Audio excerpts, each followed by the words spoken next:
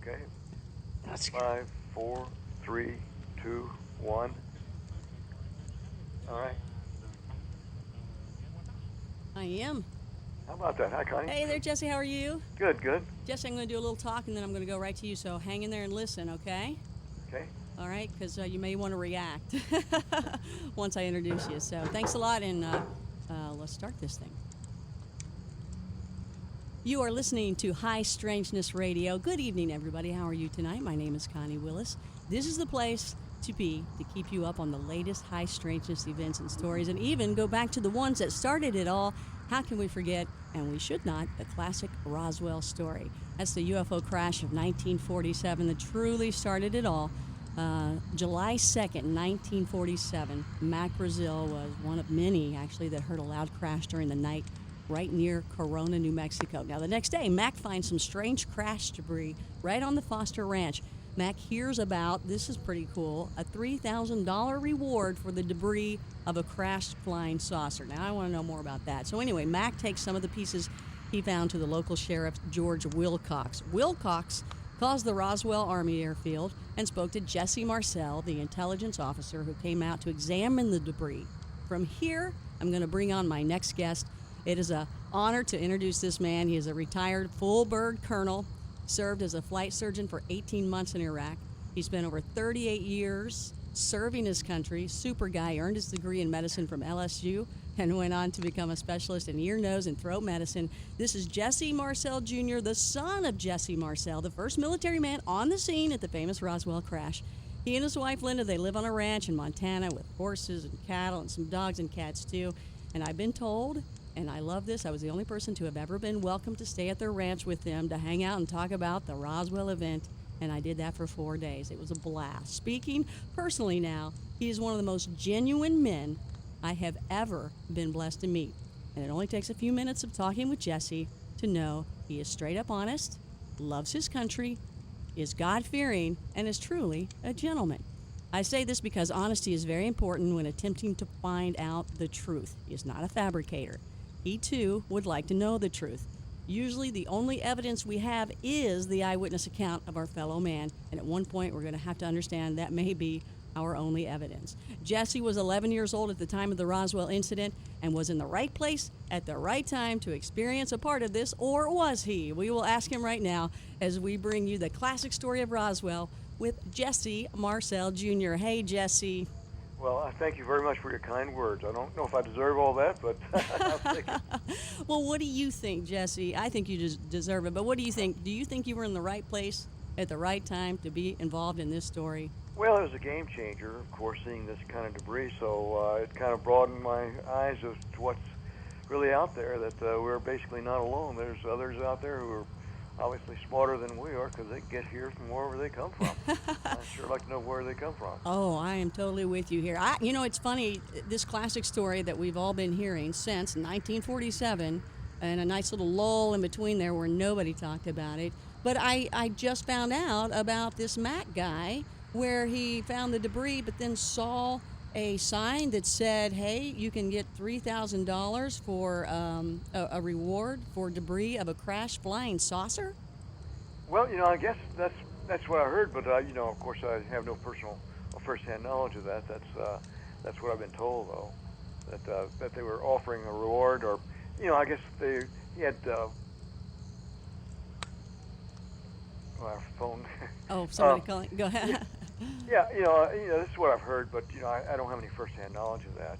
I'm just the only thing I know is what I saw. I'm just surprised that anybody would see anything posted like that when nobody even knew what was going on at the point yet, and they're saying, hey, $3,000 for crashed debris site from a flying saucer. Well, I think there's other debris. There's weather balloons and things like that were out on the ranch land too, which of course this was not. But I think there was a reward for returning that. Right. The radio equipment, the radio songs and debris from that. But this is totally different. Well, give me just basically the story that you tell everybody. We know it's a big, giant, famous story. I know your dad and you were involved in this, and start from there. Well, as you said, my dad was working at the Air Force Base, Roswell Army Airfield, and he was the base intelligence officer for the 509th Bomb Group. And as base intelligence, he was in on a lot of classified information, and I guess this debris, this material, crashed on Brazel's ranch, or he's a foreman of the ranch, and he brought it into the sheriff, and the sheriff called Colonel Blanchard, who was the base commander, who then dispatched my dad and the CIC agent Sheridan Cavett out to the ranch to determine what actually happened, whether it was a civilian or a military aircraft or whatever, just find out what it was that was off there. It was so strange. So my dad did go out there, collect some of the debris. He didn't know what it was either. He'd never seen anything like that, and he'd gone to various schools to determine, to learn all about weather balloons and radar balloons and things like that. But this obviously was not that. So what he did, he collected some representative debris, put it in the back of our 1942 Buick car, and I guess Sheridan Cavett did the same thing in an Army carryall.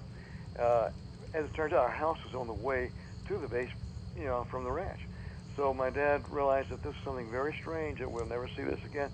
He wanted myself and my mother to see this. So he swung a little bit out of his way to stop at the house, and he'd brought the material into the house, put it on the kitchen floor, and got myself and my mother up. And he said, I want you to come in here and see what we recovered from that ranch out there out of Roswell. And I said words like, I think this is parts of a flying saucer. He was very excited about that, and I just looked at this stuff. It looked like just a bunch of metal debris or junk to me, but his excitement caught on, and he said, look at this. This is parts of a flying saucer. You'll never see this again. And that's where it got started. And he said that right there. He said this is, or this. Yeah, he thought this was parts of a flying saucer. Thank you for saying that. I couldn't spit it out there. Thank you very much, Jesse. I needed your help there. So he actually, at that point, knew, just from the visual, that it had to have been a flying saucer. Well, this was something that was certainly not common. Obviously, they had radar balloons and weather balloons, things like that. But that's not what this was. Even though that's what the official story is, it definitely was not that. So if it had been something like that, he would not have brought it home and waken us up to see it. Right, and where I was talking about credibility, how important that is, and why I mentioned all the things that you have done in your life is because, well, your dad was in the 509 group. Can you explain to our listeners what that is? Well, the 509th was a very important air task force. They're the ones who actually dropped the nuclear weapons on Hiroshima and Nagasaki. And my dad was the intelligence officer for those. And so he was in on the atomic bombing of Japan, which brought the war to an end, but unfortunately at a great cost. It also means, too, that they were the elite of the elite, and they're all hand-picked people, and were well-schooled in intelligence and things like that. So he was above and beyond the usual Air Force officer at that time. So he's going to know the difference between a balloon or something not of this world. Yeah, for Pete's sake, it's not the same thing, certainly not that at all. Because he had gone to radar school, and he knew what radar targets looked like, like Rowan targets that were on weather balloons, and later the Air Force changed the story to a mogul balloon, which was a top-secret device, which was designed to go up in the stratosphere, bring microphones up to listen for possible sonic vibrations from nuclear detonations in the Soviet Union at that time. So the project was very top secret, but the material itself was just off the wall. I mean, just off-the-shelf material. Can you describe the material that you saw and you touched? Well, there was a lot of foil, which was kind of strange. It was very light, and apparently it had a quality of being able to fold. If you folded it up or wrinkled it up, it would unfold. Now, I did not see that, but my dad described it to me. I guess the strangest thing that I noticed was the beams with a strange writing or symbols along the inside edge of these. And these were like geometric symbols. I thought at first this was Egyptian hieroglyphics, but certainly nothing like that. But just geometric forms of different shapes. And the color was kind of strange. It was a kind of a purple-violet hue, metallic, kind of semi-reflective of light. And there's 18 or 20 of these figures written along the inside surface of this beam, which is about 12 to 18 inches long. And then there's some black plastic debris, which defies description also, like the foil. Well, a lot of people said, "Oh, this was what they say, balsamic wood and tape, and that's what they're trying to say that you saw, correct?" Yeah, yeah. That's what they say, but I know what I saw. They said it was balsa wood. Well, no, it's not balsa wood. These are metal beams. For Pete's sakes, I built balsa wood airplanes all the time, so I knew what that looked like. But that was not what this was. Now, people they may have said, "Well, Jesse was only 11 years old at that time. What does he know?" Well, I'll tell you what. At 11 years old, your mind is like a sponge. It soaks up everything, and when you see something like this, you don't forget it. And I don't think your dad would be bringing home balsa would he, and wake you up in the No, middle of the night? I think not. I think not. Here, son, wake up. I must show you this.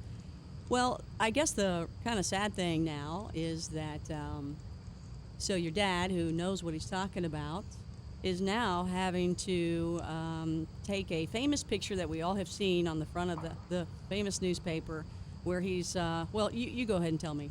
Well, I didn't see that picture until many, many years later. Taken by Bon Johnson from the Fort Worth Star-Telegram newspaper. But in it, he's in General Ramey's office now in Fort Worth. General Ramey was the 8th Air Force commander, and Colonel Blanchard wanted him to see what this debris was too. So my dad flew the material under armed guard in a B-29 to Fort Worth so that General Ramey could see the real debris from the ranch land. The picture, however, showed my dad holding up a very common radar target, a Rowan radar target, very obvious what it was. As a matter of fact, there was a balloon envelope in the background, which, kind of reinforced the story that this was just a weather balloon with a radar target. And the look on his face as he's holding up this obviously very common material, that you got to be kidding me, this is not what I brought here. But they had switched it, because he later said they switched the material to something just to begin the cover story of this is just a weather balloon with the radar target. So you mean he actually went in there not knowing that they were going to put up this front with a picture? Well, I don't know, the ins and outs of that, but that's what I gather, that he was told to go in there and show the photographer this Rowan radar target and say this is what I brought in from the desert, which was, of course, not the truth. So they had announced at one point really quickly that, hey, there's a flying saucer that has crashed, and then within, I guess, 24 hours, they came back out saying, nope, it was a weather balloon, and using your dad as the face. As a fall guy, yeah. So, I don't know if it really affected him very much, but he was following orders. He was, when a two-star general tells you to change your story to put this behind you, that this is just a weather balloon, you didn't see anything else, did you? No, sir, I did not see anything else. But the other thing, too, when my dad finally got back to Roswell, he sat my mother and myself down and told us that we were never to talk about this event again, that treated like a non-event, that it didn't happen. And that's why we treated it for many, many years. It was a different time back then, wasn't it? Well, we just finished World War II, and the Cold War was beginning to ramp up with the Soviet Union. So, yeah. Well, how did the story all come back out again? Well, it wasn't until 1978, I guess, that Stanton Friedman got wind of the fact that my dad had seen something very strange out in the desert. And so he interviewed my dad. He was the first one to really interview him. And Stanton really is the one who first got the story out.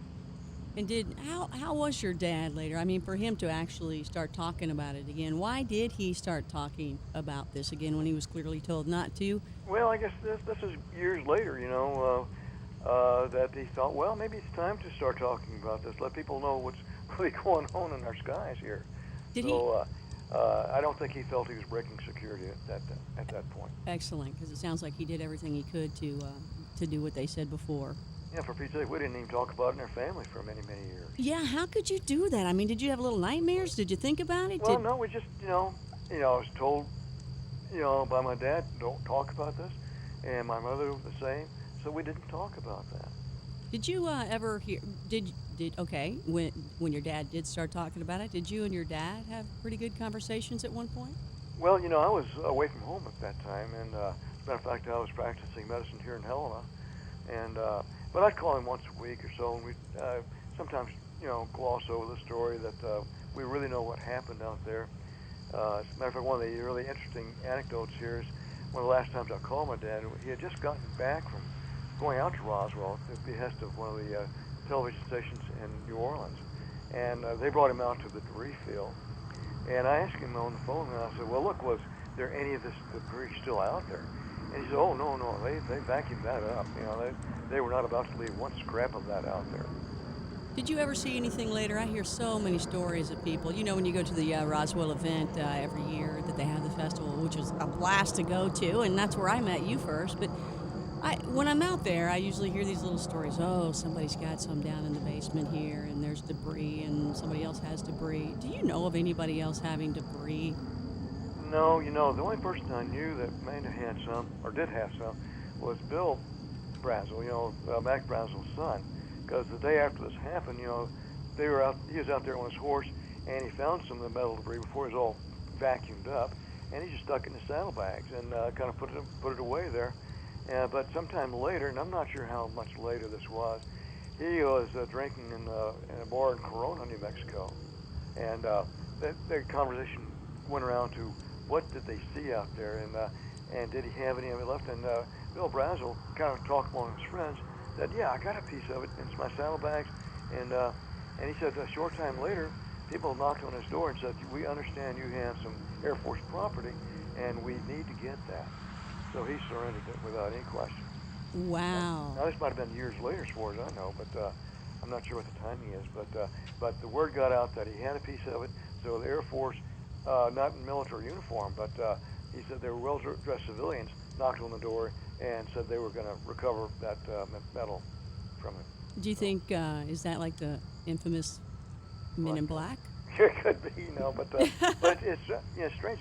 He was just talking among friends there in the bar. Wow. And, so walls have ears, I guess. I tell you, I have heard stories where people come back and they I don't know, I don't even want to go there right now, but they seem to know, you're right, the walls have ears. Let's just go there. Yeah. Well, That's good. You don't think your dad, tell me a little bit more about your dad. Was he upset later in life about what they did? Did he feel like he did something maybe bad for the world at that point and by being the fall guy? He kept it close to his chest, and so I don't know what he really thought about this. I do know that he finally got disgusted with the military, and he got out in 1951 or so, 50 or 51, and went back home to Louisiana. So I don't know what happened, what he thought about it. And I'm only asking because, you always hear these other stories from someone else, but I'd rather get the story straight from you with your answer. And I think I had heard people say, well, it drove him to drink because he never got to tell the story. No. Good. I'd like to hear that. We can take that away, too. Speaking of the debris, you had said that they basically vacuumed up the debris. Yeah, that's what my dad's words were. They vacuumed it up. When you say that, it almost makes me believe that maybe this happened before and they knew what they needed to do. Well, that could be, the word's out that if anything strange crashes, go pick it up. Don't let any civilians get a hold of it. Wow. You think you kind of learn that the hard way, and then you do it the next time. So that's what's kind of a little freaky. What do you think? Since 11 years old, you've had to deal with this. What are your thoughts about it, and what do you know, and what have you learned since about possible ET life? Well, like I said, this was a game changer for me. I realized this is clearly not anything that we made, our civilization made, but this came from outer space from someplace. And so what it did is make me very interested in astronomy and cosmology, because I realized that, hey, there's other guys out there. And people ask me, well, did it affect your religious belief? And no, it actually strengthened my belief in a God and the creator of the universe. So he created a lot more than just us. It's funny. I feel the same way when I hear people say, well, they don't want to tell us because it would create panic and no one would know what to believe anymore. I'm thinking, my goodness, it makes me believe in God even more so. Well, even the Vatican came out not too long ago with a statement saying that believing in extraterrestrial life should not interfere with your belief in God. Mm-hmm. Mm-hmm. And what do you think of Stephen Hawking? Well, yeah, Stephen, hey, I guess he's a little scary there. 'Cause we should kind of keep ourselves hidden here, but I don't think it's too late for that now. They know we're here. It sounded like a bit of more information about disclosure and preparing Yeah, us, don't you think? yeah. I think that the dam is breaking. That there's some leaks there. That more and more information is going to come out until finally, all of a sudden, it'll be clearly obvious to everybody who reads what this is. You know, that we're not alone. We're being visited by these people, and I say people because they may very well look a lot like us. Uh, and as far as I know, they don't mean us any harm because we obviously don't have anything that they want, or else we wouldn't be here. Or that's coming one. So, speaking of that, these people or whatever these things may be, apparently, how many, wasn't there like two? They thought there were actually two ETs that were crashed inside this UFO that were found? Well, I just know what I read, and I've read that there was there's one survivor, maybe some dead aliens out there, but again, I just know what I read because I didn't see anything like that. And your dad never told you anything about that? No, I asked him, did you ever see, or at least Linda, my wife, asked him, did you ever see the bodies? He said no, but he knew people who did see the bodies. Oh, did he say anything about that? Well, he just said that she's just answering her question like, no, I didn't see them, but I know of other people who did see them. Well, along the way, you're like a little star in this field, and you're a little movie star, Jesse. And I know a lot of people love to come to you and ask you questions, but I would think that a lot of people want to come to you and tell you some things as well. Did anybody ever come to you as an eyewitness of seeing these little creatures and talking to you about them? Well, not these particularly, but I know people will call me and want to talk about the Roswell and maybe discuss what they've seen themselves. Mm-hmm. Usually what they've seen are lights in the sky, and who knows what that is. As a matter of fact, when I was in Iraq, we were flying back from Kirkuk into Balad, where I was stationed, which is about 40 north of Baghdad. This is about 1 o'clock in the morning, and we were flying with a pair of helicopters because you always flew with two because in case one got shot down, the other guy would be there to rescue you. And you didn't fly with the lights on. They were all infrared lights. And I saw this light skimming along just above the surface of the desert, going toward Turkey from south to north. And this thing was really going out. I thought, what the heck? That's a civilian airplane? No. There's no fly zone, so there were no civilian airplanes. Besides, no one would be foolish enough to fly with the light on because you get shot down if you did that. So I don't know what that was, but just a light. Who knows what that was? They're probably checking back in on you to say, hey, how you doing, Jesse? But it was a light where it should not have been. Well, along the way, have you ever? And I'm gonna kind of pick with you a little bit here. Have you ever gone underground and had any conversations? Well, the government one time did want to find out what I knew about this, and they kind of admitted that, yeah, this is real, that it did happen, that they want to know what I knew about this, just to, get somebody else's perspective on this. Can you tell any more about that? Well, it's kind of a strange meeting. I was in the Capitol building. I don't know if you've been in the Capitol building, but there's many, many stories below the surface. And there are private meeting rooms down there, and I was asked, did you want to talk in a secure room about this? I said, no, it doesn't make any difference. But the gentleman said, well, I might tell you something, so we'll talk in a secure room. And he just questioned me about what I thought, what I knew about this, but he did kind of intimate that this really was a real event, that it was not anybody's imagination. So he was asking you, hey, what else do you know? And you're going, I don't know if I knew anything different, but I've told people everything I know about this, which is just my experience. And I just thought it was interesting because I think I remember you saying you went into some sort of elevator and kept going down. Yeah, I thought, well, maybe I'm never going to see the light of day again. But no, he was a very friendly guy, and apparently he just was interviewing people who had first-hand knowledge of this, and that's where it is. So it's funny. Here's this guy wants to see if you want to say anything in private. Where you're going. Please tell me anything you know, because you Yeah, want to know the answers too, don't you? really. But but that just confirmed my suspicion that this was a flying saucer or extraterrestrial craft. Just confirmed it. Right. Any idea where you think the debris may be? Well, I knew that they flew part of it to right to Fort Worth, the Fort Worth Army Airfield there, and then I just read that it might have been transported to Wright-Patterson, where it maybe still is. I know also along the way, as I've learned so much more, and of course this is what sparked it all, that it's you saw the material yourself, so you know firsthand. And then you hear all these people say, "Oh, it's not true. It's not true." And we're talking the government and all these high official people. So what do you say to that? What do you think is going on, and who do you think knows the truth?